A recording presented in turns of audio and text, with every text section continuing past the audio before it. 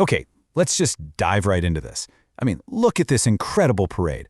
You've got fighter jets soaring above, these massive, majestic state tableaux rolling down the avenue, and the absolutely perfectly disciplined marching of the Indian Defense Forces.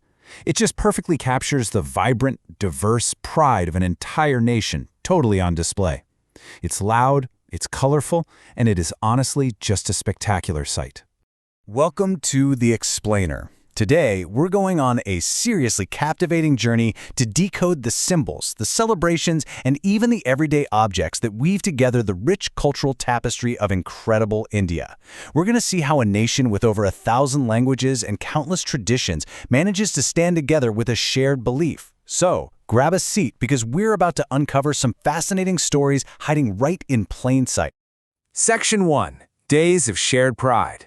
Let's talk about celebrating freedom. Now you might be wondering, what does it all mean? Well, every single element of the tri-colored flag we hoist holds a very specific, really profound meaning. It's not just a beautiful design, it is a literal statement of values. Up at the very top, that saffron band boldly stands for strength and courage. In the middle, the crisp white band represents peace and truth, centered perfectly by the blue Ashoka chakra, which is this powerful symbol of duty or dharma. And finally, anchoring the whole thing at the bottom, the green band stands for growth and prosperity. So the next time you see the flag unfurled to the rhythm of drums, you'll know exactly what those colors are declaring to the world. To really understand this, we've got to know the difference between our two biggest national days. You see, August 15, 1947 was Independence Day. That was the day India achieved freedom from foreign rule after a massive, incredibly brave struggle. But freedom alone isn't really enough to run a country. Think about it like a school without any rules. It would just be total chaos, right? A free country needs rules to keep everyone safe and make sure things run smoothly. And that's exactly why, on January 26, 1950, India officially adopted its ultimate rulebook, the Constitution. And that, my friends, is exactly why we celebrate Republic Day. And honestly, that shared sense of duty is exactly why singing the national anthem together feels so powerful. Whether you're a student standing around a flower-decorated flagpole at your local school, or you're watching the Grand Parade in New Delhi on TV, it doesn't matter. It's a moment where we all pause to celebrate both our hard-won freedom and the shared civic rules that bind us together, literally singing about the grand rivers and mountain ranges that physically shape the nation. Moving on to Section 2, Secrets in Your Pocket. Yep, we are talking about currency notes. Seriously, if you have an Indian currency note somewhere nearby, grab it real quick. Look closer at it, and ask yourself, what secrets are hiding in plain sight on this simple, everyday piece of paper? You might think it's just money, but it is actually a miniature, pocket-sized museum of national identity. It is just fascinating to see how much is packed onto one single note. Okay, so first, hold it up to the light. Do you see that smaller, hidden image of Mahatma Gandhi? It's a super clever security feature. Now scan it for a tiny pair of round spectacles. Found them? Those aren't just a random design choice, they are the symbol of the Swachh Bharat Abhiyan, the Clean India mission, directly inspired by Gandhiji's strict rules for cleanliness in his ashram. Also, run your fingers over the edges of the note. Those raised prints, they actually help the visually impaired identify the currency, working right alongside the MANI app that identifies notes through vibrations. And finally, check out the text panel. It features multiple languages, perfectly reflecting a country where over 1,000 languages are spoken. Literally all of that on one little piece of paper. All right, Section 3. Symbols that speak. Let's dive into some national heritage. You've definitely seen the national emblem. You know, the three lions standing proud on a circular platform. It's on government documents, coins, and even on your Aadhaar card. They represent strength, courage, and confidence, sitting right above that familiar blue Ashoka chakra. But here is an absolutely amazing real-world connection. The story of the actual Indian lions. About a century and a half ago, their numbers had dwindled down to just a few dozen. But thanks to some massive national conservation efforts, today, several hundred lions roam freely in the Gir forests of Gujarat.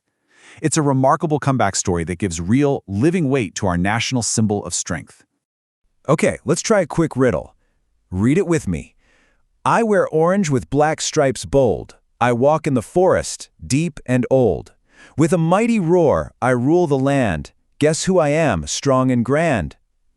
I'm sure you guessed it. It is the magnificent tiger. Our national animal, ruling the deep and old forests of the country. Let's do one more. Check out this beautiful riddle. I dance in the rain in the morning light, with green and blue feathers bright. With a crown upon my head, I stand so tall. Yes, that is for sure the brilliant peacock, the national bird of India, famous for its breathtaking joy and elegance during the monsoon rains. Section 4, A Forest of Diversity. Time to explore our cultural heritage. This right here, this is the absolute heartbeat of India's cultural diversity. We see joyous children flying kites, playing traditional drums, and wearing completely distinct regional clothing. From the specific words people use every day, like for example calling a mango mampalam in Tamil, to the unique songs, the dances, and the incredible food, every single corner of the country sings its own totally unique song. You know, even a simple piece of clothing serves as a really profound symbol of local identity.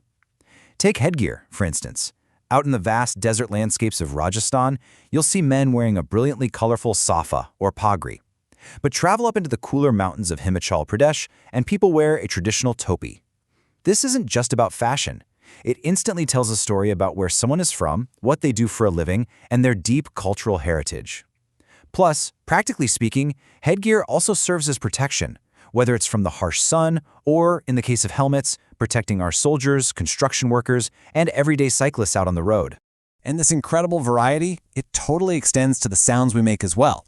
The musical landscape here is just wonderfully rich. Down in the south, Carnatic music is anchored by the deep, resonant beats of the mridangam. In Hindustani music, you'll hear the soulful strings of the sitar and the beautiful melodies of the shehnai. And then, oh man, the local drums. The nagara, the tabla, the tavial, the khol, the dholak. Every single region crafts its own instruments, completely shaped by its local traditions and whatever natural materials are available right there in their backyard. So this brings us to a really beautiful, profound metaphor that I absolutely want you to take away from this explainer today. Think about the difference between a manicured garden and a wild forest. A garden has fewer varieties of plants, and it requires constant, delicate care and watering, right? But a forest is wildly diverse. It has countless varieties of plants, towering trees, animals, and insects. And the amazing thing is, all those different elements help the forest look after itself. That diversity is exactly what makes the forest stronger, more self-sufficient, and ultimately more beautiful. India isn't just a simple garden. It is a thriving, diverse forest. And that brings us to our final section, Section 5, Woven Together, One Vibrant Nation. But hey, it's not just our culture that brings us together, it's also our massive, mind-blowing shared achievements that bind us in modern times. Did you know India runs the world's absolute largest postal network? It keeps millions connected every day. We also built Aadhaar, literally the biggest digital ID system on the planet.